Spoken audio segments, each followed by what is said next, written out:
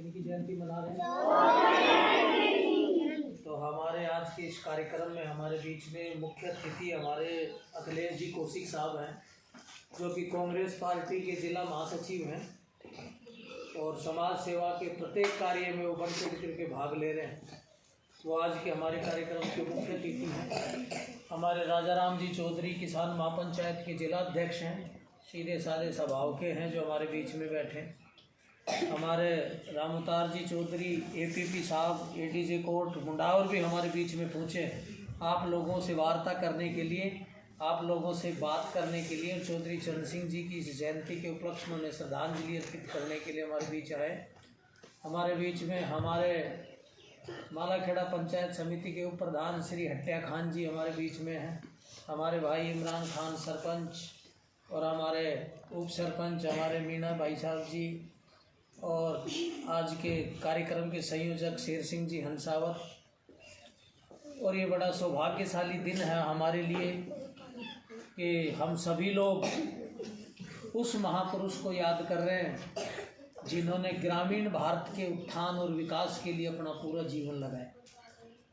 चौधरी चरण सिंह जी का जन्म एक किसान परिवार में हुआ था। उत्तर प्रदेश में जन्मे थे वो, और वो देश के प्रधानमंत्री जैसे बहुत बड़े पद तक पहुँचे। उत्तर प्रदेश के चीफ मिनिस्टर रहे, मुख्यमंत्री बने, हिंदुस्तान के वित्त मंत्री बने, और एक किसान का बेटा जिसने किसान के घर में जन्म लिया और वो इस देश का प्रधानमंत्री बना। हालांकि वो प्रधानमंत्री थोड़े कम समय के लिए बन पाए, क्योंकि इस देश के अंदर एक बहुत बड़ी व्यवस्था इस तरीके की रही कि वो लंबे समय तक प्रधानमंत्री नहीं बन पाए। लेकिन जब उनके हाथ में सत्ता आई, उनके हाथ में कलम की ताकत आई। आप सभी बच्चे जो यहाँ पे स्कूल में पढ़ रहे हो, आपको इसीलिए पढ़ाया जाता है, आपके माँ बाप ने आपको इसीलिए भेजा है कि आप भी एक दिन कलम की जो ताकत है उसको पहचान सको, और वो कलम की ताकत जब आपके हाथ में आएगी तो आप गरीब गांव के कल्याण के लिए काम कर सकें। चौधरी चरण सिंह जी ने अपने पूरे जीवन ग्रामीण विकास के लिए कार्य किया। वो देश की गरीबी के खिलाफ लड़ते रहे, और उनका उद्देश्य था कि जो शहरों की जो सुख सुविधाएं हैं वो गांव के लोगों तक भी जाएं।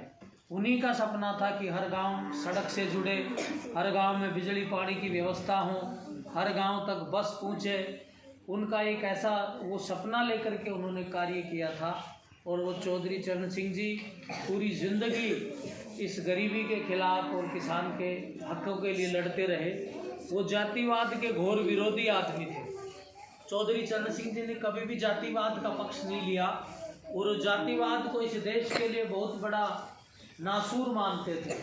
वो कहते थे कि जातिवाद से एक दिन देश का जो सूर्य है वो अस्त हो जाएगा, क्योंकि देश के अंदर धर्म, जाति, क्षेत्र, गोत्र के आधार पे जिस तरीके की परिस्थितियाँ आज हिंदुस्तान के अंदर देखने को मिल रही हैं, किस तरीके से आपस में एक दूसरे को धर्म और अलगाववाद की स्थिति में बांट करके हम लोगों का भाईचारा खत्म करने का जो षड्यंत्र रचा जा रहा है, उसके खिलाफ वो सदा पूरी जिंदगी लड़ते रहे चौधरी चरण सिंह जी। तो ये हम लोगों का दुर्भाग्य है कि भारत का जो इतिहास है उसमें वास्तविकता नहीं पढ़ाई जा रही। उसी का कारण है कि आप सभी बच्चों से पूछा गया